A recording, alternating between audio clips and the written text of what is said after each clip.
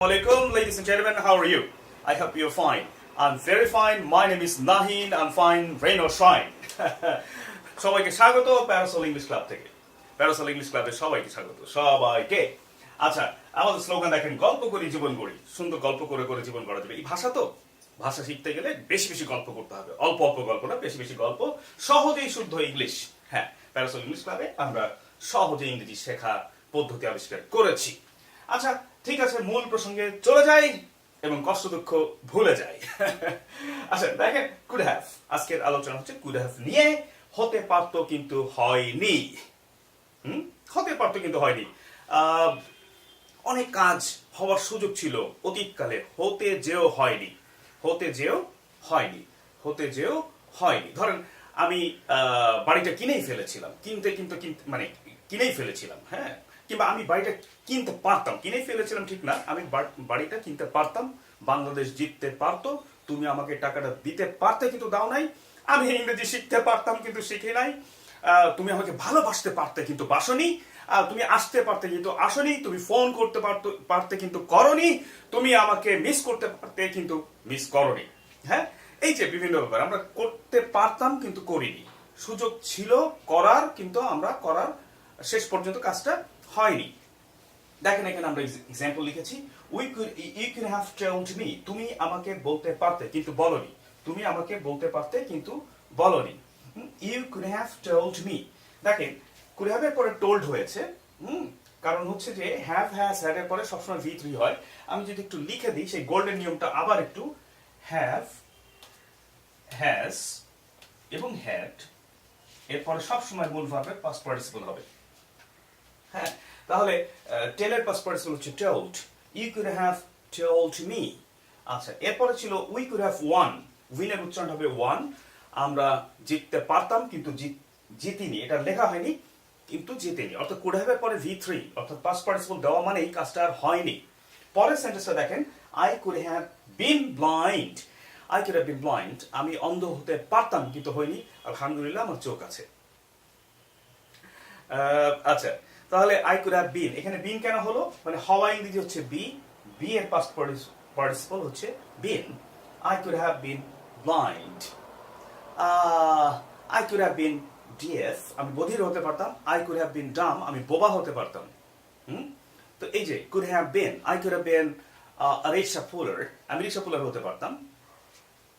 I could have been an African, আমি African হতে পারতাম, রাইট, কিন্তু আমি আফ্রিকান হইনি, আমি বাংলাদেশি। আচ্ছা, তাহলে I could have learned Spanish, আমি স্প্যানিশ শিখতে পারতাম কিন্তু শেখার সুযোগ হয়নি, শিখতে পারিনি। could have learned, শেখার সুযোগ হয়েছে কিন্তু শিখতে পারিনি। আচ্ছা, তাহলে could have হচ্ছে, could have এর পরে সবসময় ভার্বের 3 নম্বর হয়। স্ট্রাকচারটা কি হবে, subject could have V3, subject could have V3।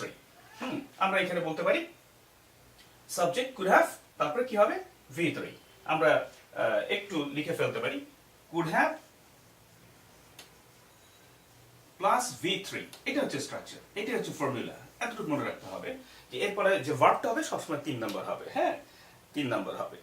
তো বন্ধুরা, আমরা শেষ করছি, শেষ করার আগে আরেকটু এক্সাম্পল তৈরি করতে হবে, প্রচুর এক্সাম্পল তৈরি করতে হয়। হ্যাঁ, আমরা এইটা একটা পদ্ধতি আমরা বললাম, এরপর আমরা এক্সাম্পল তৈরি করবো, ডায়ালগ তৈরি করবো। আমরা বললাম you could have given the money, you could have given me the money, আমি বললাম, আপনি বলেন I did not have money, আমার কাছে টাকা ছিল না। এরকম বাস্তবসম্মত ডায়ালগ করব। No, you had money, you had much money but you did not give me, you could have given me the money, I was in problems, আমি সমস্যার মধ্যে ছিলাম, তুমি আমার টাকাটা দিতে পারতে কিন্তু দাওনি। Believe me friend, তখন আপনি বললেন কিংবা আরেকজন বললেন যে believe me, I did not have a single penny, আমার এক পয়সাও ছিল না আমার কাছে, please trust me, please trust me, right, এইটা একটা ডায়ালগ হলো। হ্যাঁ, তো বাস্তবসম্মত একটা ডায়ালগ। আরো অনেক বড় করা যায়, যেহেতু সময়ের স্বল্পতা আছে আমাদের, ছোট ছোট ভিডিও করবো আমরা, ছোট ছোট ভিডিওতে বড় বড় স্ট্রাকচার শিখবো। একটা ম্যাজিক দিয়ে আমরা হাজার হাজার সেন্টেন্স তৈরি করতে পারি। একটা কাজ হতে পারতো কিন্তু হয়নি, তুমি আমাকে বিশ্বাস করতে পারতে, অন্তত তুমি আমাকে বিশ্বাসই করো নাই। ইউ কুড হ্যাভ বিশ্বাসড me, you could have believed me, you could have trusted me, তুমি তো আমার সাথে যেতে পারতে, you could have gone with me। আচ্ছা, তুমি তো এটা করতে পারতে কিন্তু করোনি, you could have done, তুমি রান্না করতে পারতে, রান্না করোনি, you could have cooked, তুমি তো খেতে পারতে অন্তত, কিন্তু খাওনি। You could have eaten. তুমি তো লিখতে পারতে, কিন্তু লেখনি। You could have written. তুমি তো আমাকে ফোন করতে পারতে, you could have called me. তুমি আমাকে ফোন করতে পারতে, আমি তোমার জন্য ওয়েট করেছিলাম, কিন্তু তুমি আমাকে ফোন করোনি। You could have called me. You could have called me.